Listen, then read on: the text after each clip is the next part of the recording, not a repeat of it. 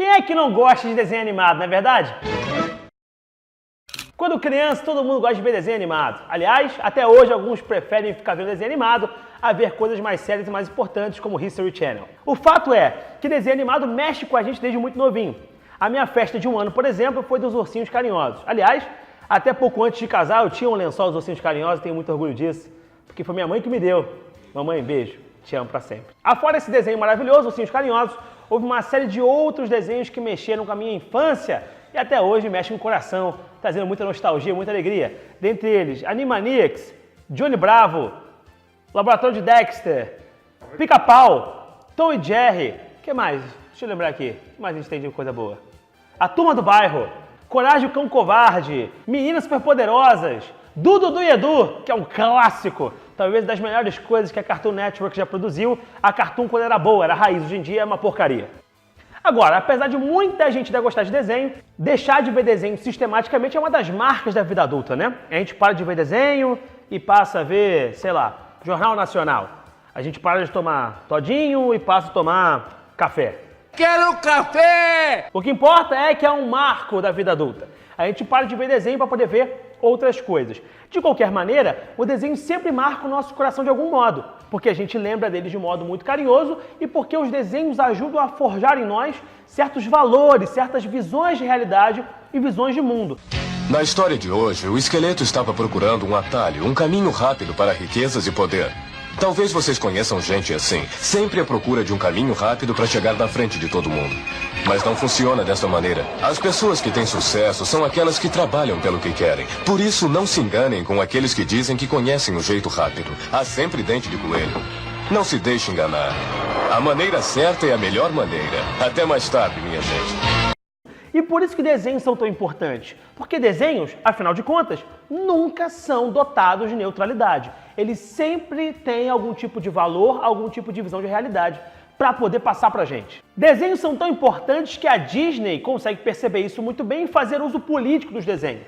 Um dos melhores exemplos disso é o desenho da Führer's Face. Eu não sou bom para poder falar isso, né? Alguns falam só The Führer's Face, ou seja, a face do Führer, que é um desenho que mostra como é que seria a Alemanha nazista. É bom deixar claro que esse desenho é feito no ano de 1942 e é lançado apenas em 1943. É um curta, um desenho que vai ganhar inclusive Oscar, de 8 minutos e que mostra a visão americana sobre a Alemanha nazista. É bom lembrar que nesse contexto esses países estão em guerra, a famosa Segunda Guerra Mundial. Uma coisa importante do nazifascismo é o uso de símbolos. Para você que não sabe nada da Segunda Guerra Mundial, é bom deixar claro que havia dois lados. O lado dos aliados e o lado do eixo. O lado dos aliados eram de todos aqueles países que supostamente defendiam a democracia liberal ou que, no mínimo, resistiam ao avanço nazifascista. No caso nazista, a questão da suástica. Todo mundo conhece essa cruz, né? É bastante utilizada. Inclusive, é uma apropriação por parte dos nazistas, porque ela era um símbolo religioso muito antigo que tinha outros significados atribuídos. Além disso, a questão também da figura central do líder. O líder quanto um grande salvador da pátria, um grande herói que levará o povo, de fato, ao seu progresso, ao seu futuro desejado. No caso alemão, que é muito conhecido, é o Adolf Hitler.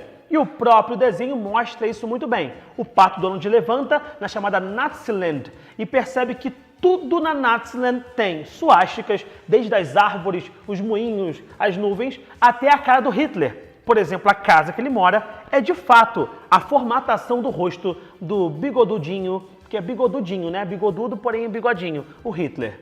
O desenho começa com uma música que é muito curiosa, muito bacaninha, que inclusive dá nome ao desenho, e a banda é formada por figuras como Hirohito e o próprio Benito Mussolini. O Hitler não aparece como figura na banda, mas como a gente já mencionou, ele aparece em todo o resto do contexto do desenho.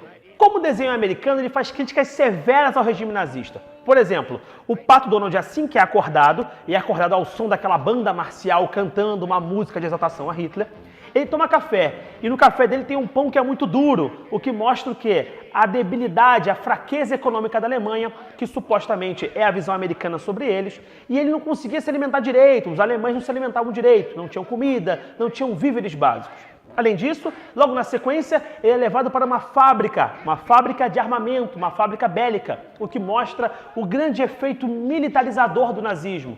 E durante o trabalho na fábrica, além de produzir balas, ele tem que fazer Heil Hitler todas as vezes que aparece a foto do seu líder, o Adolf Hitler. E isso acontece no desenho por 87 vezes. No final das contas, o Pato Donald entra em colapso e não aguenta viver mais na Naziland. Começa a ter alucinações, loucuras, visões de coisas loucas voando, balas e coisas desse tipo, e acaba percebendo que, na verdade, tudo aquilo era um grande pesadelo. Ele acorda na sua casa nos Estados Unidos. E quando ele acorda, ele se assusta e vê uma estátua. E aí, pela sombra da estátua, aparece Hitler.